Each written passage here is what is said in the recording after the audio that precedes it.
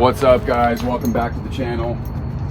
Absolutely sick to my stomach about losing my microphone, so this video has no mic. Hope you guys can hear me clearly. I gotta go get me another one. It's a little thing that goes in the phone and you leave it somewhere. I've lost it and found it a million times, but this time, guys, I think it's for the long haul. Oh, you showing off for me? Good. I just want to make this video particularly for my client because I just want my client to know something very basic and simple that they could be doing with their dog to continue forth in the relationship building aspect, which is the most important thing. You know, a good relationship, you're going to get the dog that you know what I'm saying, you're going to be inching towards the direction you need to be going in reference to forging that dog that you envision having. And if that little sound is you're a little curious about what that is, I'm charging a clicker for her, which means I'm just giving the clicker dopamine. Very basic and simple concept. Most of you probably already understand what the clicker is, but it's a very clear and consistent marker that I like to use and charge up. In other words, give significance to the sound. Because here in the future, she has the tendency of being a little bit reactive to dogs, and I pull out all stops for reactive dogs, man, and one of them is using a clicker as a way to interrupt the loading phase. Every dog that's reactive or has significant reactivity goes through a loading phase, which means they see the trigger, and then from that point on, if nothing is done, they're just going to sit there.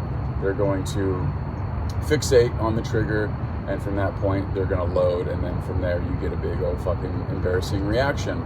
But if we could successfully load a clicker up, we could start interrupting that loading phase by clicking, stepping back and paying and redirecting, and just basically make efforts to sort of change the way that the dog perceives the trigger, working from the distance. Of course, we can't expect this to be an effective approach if we're too close to the trigger too soon. Working over threshold is never going to be effective.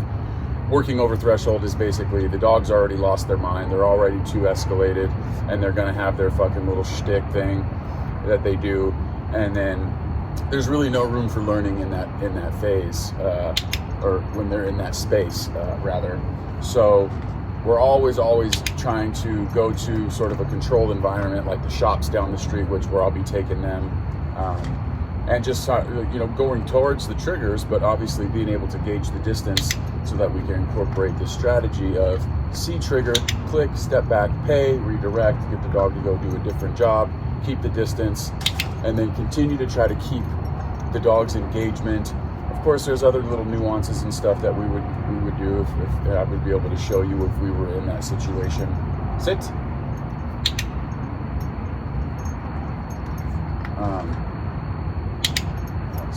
So here, I'm gonna try to see if I could show you guys on camera if the marker is starting to get significance. So what I'll do is I'll basically purposefully wait for her to kind of like look away. Boom, and then look for her. She hears the sound. I want her to be looking for the food. Right there. So you guys see that little concept? I'll wait till she looks away. Bam. And then as soon as she looks up for, the thing that she wants. Dogs are very self-serving animals, and so I like to call it, the art of counter manipulation, because they're always trying to manipulate their way into doing and behaving in all the ways that they want to behave. But if you have a way to sort of counter manipulate that, then you can get all the things that you need out of them in an effective way, which, again, the goal is to change the way that she perceives things. So nice right there. So this is just what we're doing. Every time she gives me focus, or if she looks at me after hearing the clicker, or if she looks at me voluntarily, I'll click. So I sort of use it in two ways. One, bam, when she looks away, and then when she looks at me. Good. But I'm not necessarily making her look at me before I click and pay. So another thing we can do is food to nose, down, no, down. Then chuck a piece of food, she'll go get it. Good girl. Then back to place. Once she gets on the place, click and pay. Sit. Good. Down. No. Down. Down, down. Some slight pressure. Nice. That negative reinforcement turns out to be something that really helps the dog out. Just a little bit of pressure towards the position you want her to be in, because she's going to sit there and just like not perform the behavior unless I help her through that conflict. So I guess it's one of the rare circumstances, because I constantly talk about not adding conflict to already conflicted dog, but I think there's a little gray area in that. I think if you just put in this particular context, if you put a little bit of light pressure, you know, pulling on the collar, I would normally have a leash, but we're working without a leash. A little bit of negative reinforcement, you know, making her just a little bit, she performs it, boom, she gets helped along, you know. And then a little bit of negative reinforcement will hopefully eventually get us to a place where she just will voluntarily do the behavior. Go ahead, get it. Good girl. Without us having to actually do it, like make her, you know what I'm saying?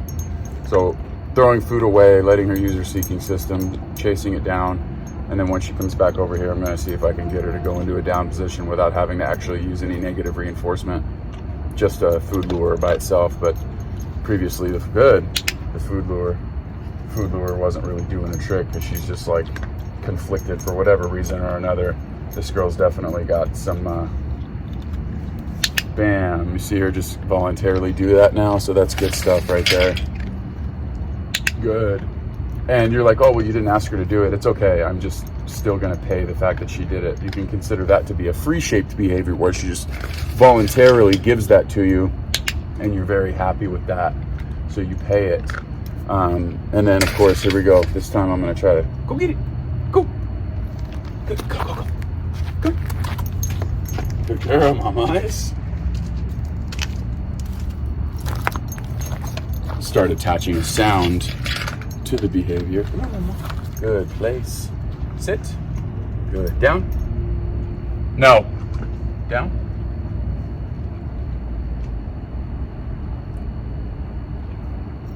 Down. A little bit. So just the slightest little bit of pressure to, and you just keep it there for a second.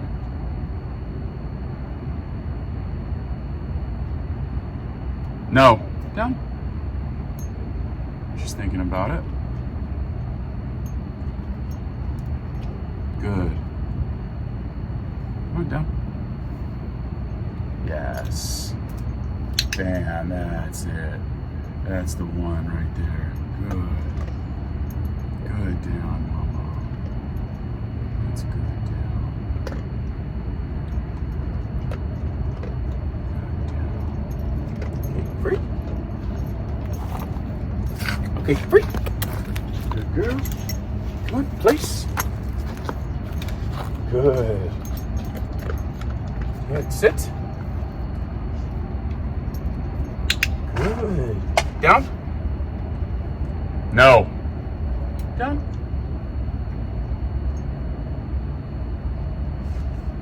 Down. Thinking about it. I'm not going to sit there and repeat myself a million times. She knows what I want from her. That's good.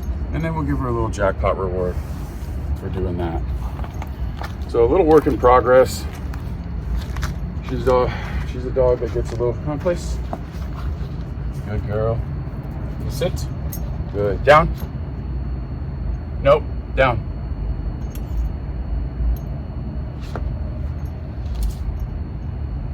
Boom. And then she starts to perform it a lot quicker. Very good.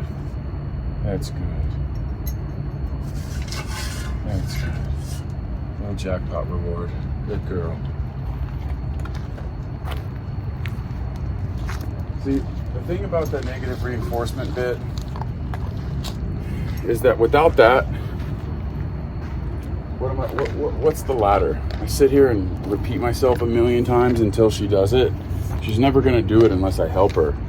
I made a video the other day, you know, with a trick on how to get a dog to go into a down position without having to use that type of negative reinforcement. I sat on a bucket and she came up between my legs, and I used my legs as to apply some pressure, and then she went into a down. But the thing about that is you got to be able to get past that. And once we get past that, the value is you're not just asking her to go down and she's not doing it. If she doesn't do it, she learns that she doesn't have to do it. You know what I'm saying? Like, dude, this is what you're doing. I say what I mean and I mean what I say. And that little bit of negative reinforcement, that very light pressure, the thing that helps her through that conflict, is what really suggests that you mean it and that you're not going anywhere until we perform this. And like, that's how we get to a space where the dog really gets it. And if we can't get that here, we're not getting it out there. And so working in an environment like your house where there's not a lot going on, doing stuff like this, it's going to pay dividends. You can't just, you know, like for example, you go to training or whatever, like the dog does well, the dog does the thing there. You got to keep working this shit. You know, I'm just to get the ball rolling. I'm here to empower owners to do the things they need to do in order to forge their relationship. You know, I'm selling a game plan per se. The dog's going to improve. The dog's going to have a better idea of what to do. But the real work starts when I hand the leash over to you, that type of stuff. And that's as long as a session goes for me. 5-10 minutes, booyaka shot. Make sure we're doing good, solid work for that time. That was just her meal for the night. And that's it. I put, you know, let her piss, let her shit, play around, whatever. Then I put her back in her kennel. And then we do it all over again. A couple times a day, 10 minutes each session. It's really not too much to ask. Super basic, super simple, but I wanted to put out some content for you guys. Thanks for watching, Toodle Pip. I'll see you guys in the next one. Good job, Shay Shay.